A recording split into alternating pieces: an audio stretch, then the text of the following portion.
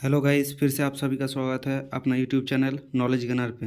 Guys, आज के video में हम लोग गियर रेशियो के बारे में बात करेंगे। पिछले वीडियो में हम लोग गियर के डिटेल्स के बारे में बताए थे, तो आज देख लेंगे गियर का रेशियो क्या होता है। 2 गियर जब कनेक्टेड रहता है, 3 गियर, 4 गियर और कॉम्पाउंड गियर सबका आज निकालेंगे। तो सबसे पहले बात कर लेते हैं गियर क्या होता है। गियर एक मैकेनिकल डिवाइस है जो पावर या मोशन को ट्रांसमिट करता है एक से दूसरे में, उसका जो टीथ रहता है उसके माध्यम से। तो सबसे पहले हम लोग 2 गियर जो सीरीज में कनेक्टेड है वो दोनों का हम लोग रेशियो निकालेंगे। तो मान लीजिए जो ड्राइवर गियर है यानी जो मोटर के साथ कनेक्टेड है उसमें 20 गो टीथ, और जो ड्रिवन गियर है यानी जो गियर उसको चला रहा है उसमें 40 टीथ। उसका गियर रेशियो कैसे निकालेंगे? तो गियर रेशियो का फॉर्मूला होता है जो आउटपुट गियर है उसका number of teeth divided bye जो इनपुट गियर है उसका नंबर ऑफ टीथ। तो आउटपुट गियर का हमारा नंबर ऑफ टीथ कितना है 40, और इनपुट गियर का जो ड्राइवर गियर है उसमें है 20। तो 40/20 यानी 2:1। मतलब इनपुट गियर अगर 2 राउंड घूमेगा तो आउटपुट गियर 1 राउंड घूमेगा। अब मान लीजिए आपका गियर का टीथ नहीं पता है, तो ओडी से कैसे गियर रेशियो निकालेंगे? जैसे कि इस पिक्चर में देख रहे हैं, जो ड्राइवर या इनपुट गियर है उसका ओडी है 50 mm, और जो ड्रिवन और आउटपुट गियर है उसका ओडी है 100 mm। तो गियर रेशियो कितना हो जाएगा? इसके लिए भी सेम फॉर्मूला है। Gear ratio equal to output gear का जो ओडी है डिवाइडेड बाय इनपुट गियर का जो ओडी है। आउटपुट गियर का ओडी है हमारा 100 और इनपुट गियर का जो ओडी है वो हमारा 50। 100/50 यानी 2:1। मतलब इनपुट गियर 2 बार घूमेगा तो आउटपुट गियर 1 बार घूमेगा। आप बात करते हैं 3 गो गियर का सीरीज में कनेक्शन है, तो उसका गियर रेशियो हम लोग कैसे निकालेंगे? जैसे कि इस पिक्चर में दिख रहा है ए, बी और सी 3 गियर आपस में सीरीज में कनेक्टेड है। जिसका इनपुट गियर है ए से पावर ट्रांसमिट होकर बी में आ रहा है और बी से सी में आ रहा है। ए का टीथ है 6 गो, बी का टीथ है 8 गो और सी का टीथ है 12 गो। तो गियर रेशियो कितना हो जाएगा? तो सबसे पहले हम लोग ए और बी गियर को लेंगे। ए इनपुट है, बी आउटपुट है, तो ए और बी का गियर रेशियो कितना हो जाएगा? जितना टीथ है बी में डिवाइडेड बाय जितना टीथ है ए गियर में। उसके बाद बी और सी को लेंगे, तो बी इसमें इनपुट हो रहा है और सी आउटपुट हो रहा है, तो जितना टीथ है सी गियर में डिवाइडेड बाय जितना टीथ है बी गियर में। तो दोनों को हम लोग गुना कर देंगे। बी गियर का टीथ और बी गियर का टीथ कट हो जा रहा है, तो हमारे पास बच रहा है सी गियर का teeth divided by A gear का टीथ, जो कि है 12/6 यानी 2:1। यानी ए गियर अगर 2 राउंड घूमेगा तो सी गियर 1 राउंड घूमेगा। अब बात करते हैं 3 से अधिक यानी 4, 6, 8, 10 जितना भी हो जाएगा उसका गियर रेशियो कैसे निकालेंगे?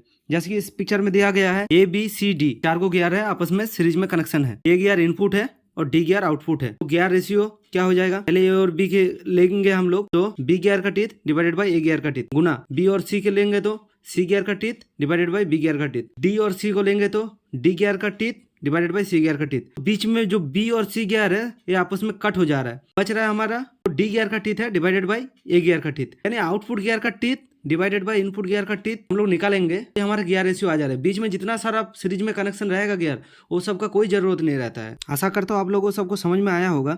जिस सीरीज कनेक्शन में गियर का जो गियर रेशियो होता है वो आउटपुट गियर का टीथ और इनपुट गियर का टीथ का रेशियो गियर रेशियो होता है। आप बात करते हैं कॉम्पाउंड गियर का गियर रेशियो हम लोग कैसे निकालेंगे, ये थोड़ा ध्यान से देखिएगा। जैसे कि पिक्चर में दिख रहा है यहाँ पे 4 गो गियर है ए, बी, सी और डी।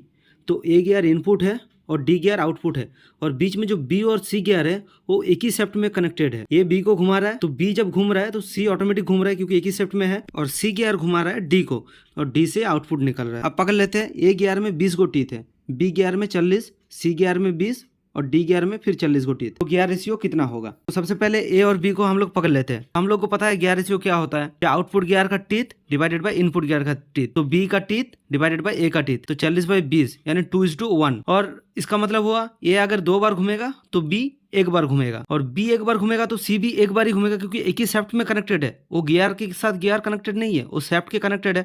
तो शेफ्ट 1 राउंड घूमेगा बी, तो सी भी 1 ही राउंड घूमेगा। अब बात करते हैं सी और डी का गियर रेशियो। तो डी में 40 टीथ है और सी में 20 टीथ है, तो सी और डी का गियर रेशियो कितना हो जाएगा? डी का टीथ डिवाइडेड बाय सी का टीथ, और डी का टीथ कितना है हमारा 40 और सी का टीथ 20। तो इसका भी आ रहा है 2:1, यानी सी 2 बार घूमेगा तो डी 1 बार घूमेगा। और पहले हम लोग निकाले थे ए 2 बार घूम रहा था तो बी 1 बार घूम रहा था, और बी और सी तो सेम है क्योंकि बी 1 बार घूमेगा तो सी भी 1 बार घूमेगा।